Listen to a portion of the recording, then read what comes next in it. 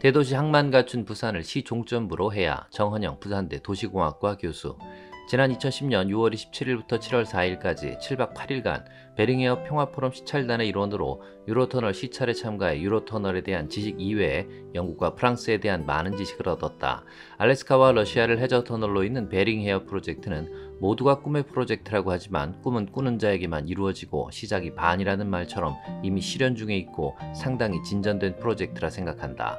베링헤어 프로젝트는 이미 실현 중. 출발지 인천공항에서는 우리나라 사람들만 동행했기에 베링헤어 평화포럼 시찰단이라는 실감이 덜했지만 첫 기착지 파리에서 미국과 러시아의 포럼 회원이 참가하고 영국의 포크스톤에서 독일의 전문가가 가담하면서 베링헤어 프로젝트가 국제적인 과업이라는 것을 실감할 수 있었다.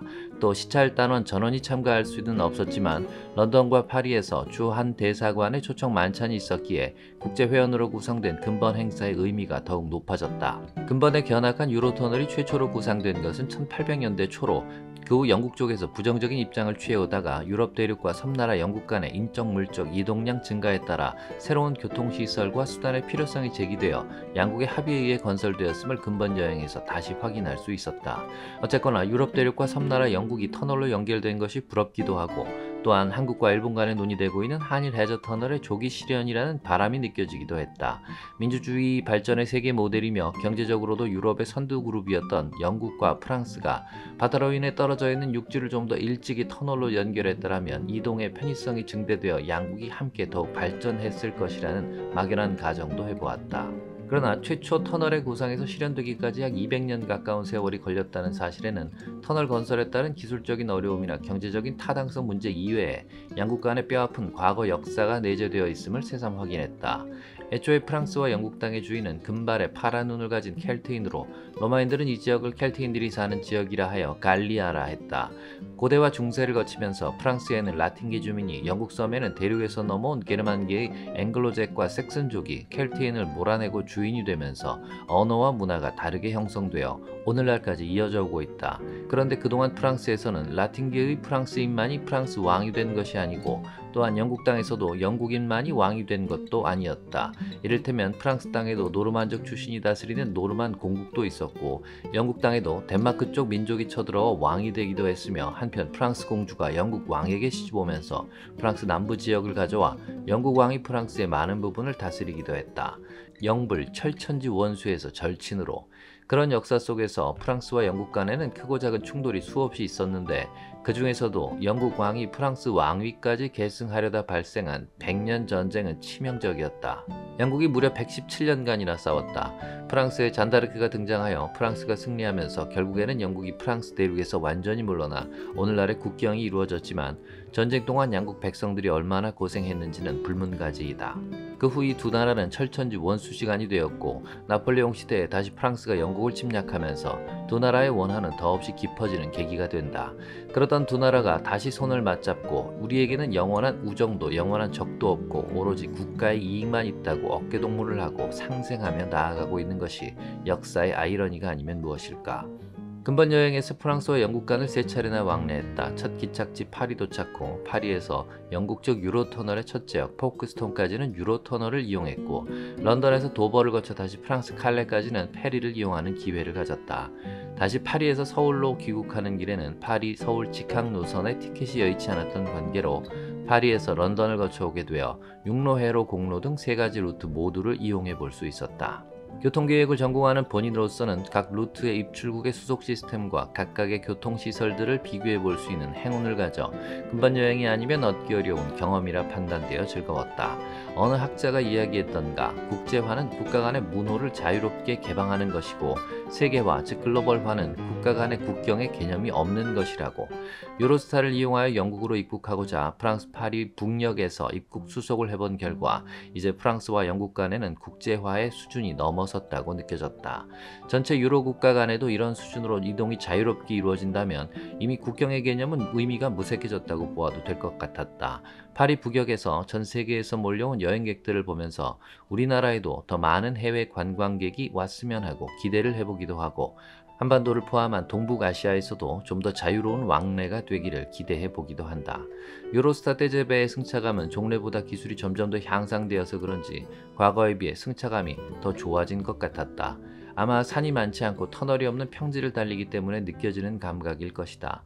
유로터널 근처에서 속도가 약간 줄어드는가 했더니 어느새 터널 아니고 한참을 달리다 보니 영국에 도착해 있어 해저를 통과했다는 실감보다 여느 긴 터널을 지나온 것 같은 느낌은 과거의 경험과 다를 바 없었다. 파리를 떠나 약 2시간 만에 영국 측의 첫 정거장 포크스톤역에서 시찰 단원들과 함께 하차해 주변을 둘러보니 보통 관광에서는 내릴 수 없는 영국 시골역에 내렸다는 것을 알았다. 시간적인 여유만 있었더라면 유로철도에 자동차를 싣는 자동차와 철도의 연기체제를 볼 수 있었을 텐데 하는 아쉬움을 뒤로하고 캔터베리 대성당으로 향했다. 영국의 중세 분위기가 감도는 캔터버리를 여행하지 않고는 영국을 여행했다고 말할 수 없다고 한 이유를 현지에 도착하니 이해할 수 있었다. 캔터베리 대성당은 영국 내 기독교 총본산으로 헨리 8세가 일으킨 영국 성공회 이후에도 그 지위가 변하지 않고 있다고 하니 고색 창연한 건물과 화려한 내부 모자이크가 보여주는 예술성과 함께 영국의 정신적 중심이 아닌가 생각된다. 유로터널로 기존 교통시설 고속화, 일행이 머문 포크스톤은 해변을 접한 한적한 도시로 앞에 남쪽 해변을 따라서는 호텔과 콘도 등 숙박시설들이 형성되어 있고 호텔군의 뒤로는 상당한 거리의 녹지대가 그리고 그 뒤쪽에 일반 주택지가 형성되어 있었다. 녹지대에는 골프장, 축구장, 크리켓, 볼링장, 테니스장 등 다양한 체육시설이 있어 우리나라 시골에서는 볼 수 없는 시설들과 광경이라 영국의 저력, 아니 선진국의 저력이 이것인가 하는 느낌마저 들었다. 선진국과 후진국의 차이를 확인하려면 대도시보다 지방과 시골로 내려가 보면 알 수 있다고 했는데 포크스톤이 비교하기 좋은 대상인 것 같았다. 일행의 숙소인 머큐어 임페리얼 호텔은 유로터널 건설을 위해 영불 간의 협약을 체결한 역사적인 장소여서 근본 여행의 목적과도 연계해 의미를 부여해 보기도 했다. 여행 3일차와 4일차는 런던에 머물렀는데 4일차 오후에는 포크스턴시 시베이 구의회를 방문하여 유로터널이 지역에 미치는 영향에 대한 설명을 들을 수 있는 기회를 가졌다. 유로터널 건설에 따른 영향은 다양하지만 터널 이외의 교통시설에 미친 영향을 광역적인 측면에서 보니 대도시 런던과 연결되는 기존의 철도와 도로들이 이전에 비해 고속화되어 지역 간의 수송 효율이 높아진 것이다. 유로터널 이용객은 개통 이듬해인 1995년에는 300여만 명에서 2009년에는 900만 명으로 증가했고 반면에 페리 이용객은 해마다 감소해 유로터널 개통 전 2천만 명을 상회하던 것이 2009년에는 1,300만 명으로 감소했다. 유로터널의 승객이 증가한 만큼 페리 승객이 감소한 것 같다. 승용차의 경우는 1995년부터 현재까지 페리를 통해 약 300만 대 정도가 꾸준히 이동하고 있고 유로터널을 통해서도 최근 10년 동안 매년 약 300만 대 정도의 승용차가 이동하고 있어 이것을 유로터널에 의한 효과 내지는 영향이라 해도 좋을 것 같다. 화물차의 경우는 유로터널보다 페리의 이용이 압도적으로 높은데 페리와 터널을 이용한 총 화물 차량 수가 1995년에 비해 2009년에는 2배 이상 증가하고 있어 두 나라 간의 물류 이동이 상당히 증가하고 있음을 알 수 있었다. 한편 시베이 지역에서는 유로터널 개통에 따른 경제적 효과를 상당히 기대했는데 수백 명 정도의 고용 창출과 기대 이하의 관광객으로 호텔 업계도 어렵다고 한다. 그 외 산업 분야에서도 인근의 대도시나 대규모의 산업단지가 없기에 투자가 미미하고 해외 진출도 유럽 대륙의 언어의 장벽으로 만만치 않은 것으로 보인다. 그럼에도 불구하고 이 지역에서는 미미하지만 인구가 증가하고 있고 동유럽 쪽 사람의 정착이 늘고 있었으며 재미있는 것은 건너편 프랑스 칼레 지역에 거주지를 구입하는 사람이 늘어나고 있다는 것이다. 결과적으로 유로터널 개통에 따른 영향을 런던을 포함하여 광역적인 측면에서 보면 큰 것이 사실이나 시베이 지역만을 보았을 때에는 터널 개통에 따른 지역 이미지의 제고 이외에 새로운 산업의 유치나 관광 수요는 기대에 미치지 못하고 페리 수요의 감소에 따른 손실도 큰 것으로 나타났다. 견학 5일차에는 도버에서 카페리를 이용해 프랑스 칼레로 향했다.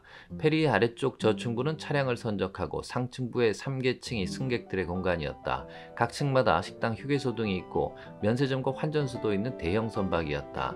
약 34km를 항해하는 동안 칼레로부터 출발한 페리가 2대나 지나가 카페리의 이동이 빈번한 것을 알 수 있었다. 칼레 도착 후 칼레 화물터미널 견학을 나섰는데 당초 가고자 했던 안내센터가 없어지는 바람에 터미널의 외관만 둘러볼 수밖에 없었던 점이 못내 아쉬웠다. 칼레시도 유로터널의 영향을 받고는 있지만 영국의 포크스톤과 같이 도시 자체가 작고 인근 지역에 산업단지가 없었던 관계로 프랑스와 영국 양측의 연합은 크게 활성화되지 못했다. 미러 베링터널 건설 위해 협의할 때 유로터널이 더욱 활성화되려면 터널의 시 종점부 인근에 대도시가 형성되거나 대형 항만이나 대규모 산업단지가 필요하다고 판단되었다. 이러한 점을 고려해 볼 때 한국과 일본 간의 논의 중인 한일 해저터널 시 종점부의 경우 우리나라 쪽은 대도시와 항만이 겸비된 부산 지역으로 하는 것이 터널 활성화에 유리하다는 것을 근본 여행을 통해서 파악할 수 있었다. 아울러 베링해협 터널은 이념과 노선이 다른 미국과 러시아가 당사자인 만큼 양국 간에는 많은 협의와 논의가 필요할 것이다.